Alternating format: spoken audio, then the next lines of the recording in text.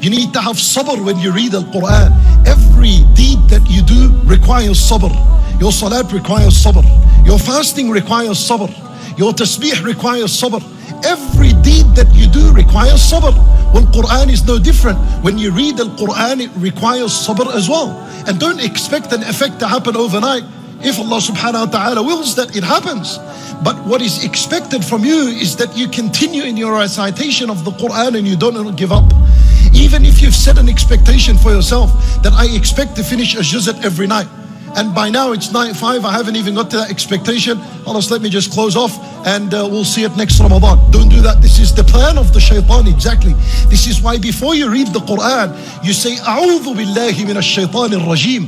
And when you say that, you're asking Allah to protect you from a shaitan al-rajim. Be conscious when you say, A'udhu billahi minash shaitanir rajim. Be conscious of the fact that it is a shaitan al-rajim that is standing between you and the relationship with the Quran. It's a shaitan al-rajim that stands between you and opening this Quran and starting to read and continue to read. It's a shaitan that stands between you and this Quran. For when you say, A'udhu billahi minash shaitan al-rajim, feel it in your heart and take some time to read A'udhu billahi minash shaitan al-rajim. Because if Allah Azza wa Jal was to accept this dua from you, A'udhu billahi minash shaitan al-rajim is a dua.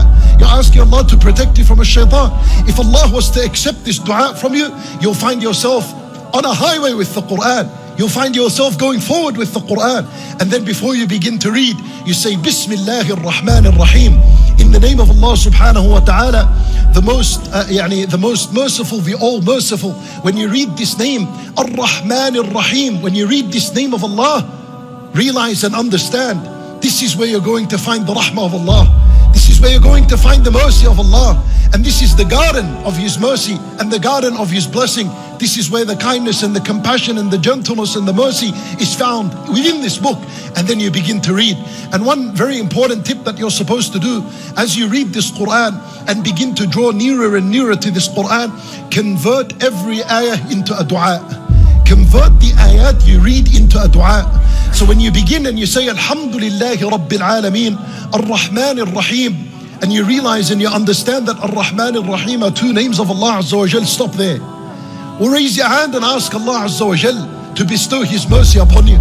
You read Maliki Yawmiddin, the King and the Owner and the Master of the Day of Judgment. Stop and say, Oh Allah, make that day easier upon me and my family and the Muslims. Iyaka na'bud, you alone we worship. Stop and say, Oh Allah, a'inni ala dhikrika wa shukrika wa husni ibadatik. Help me and aid me and support me to continue in your worship.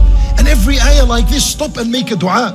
And don't use the excuse that, what about if I don't know what I read? 100% you've already known, and you come across words like an-nar, al-jahim, al-jannah, maghfirah, adhab, sayyi'at. When you come by these words, which you know their meaning, stop.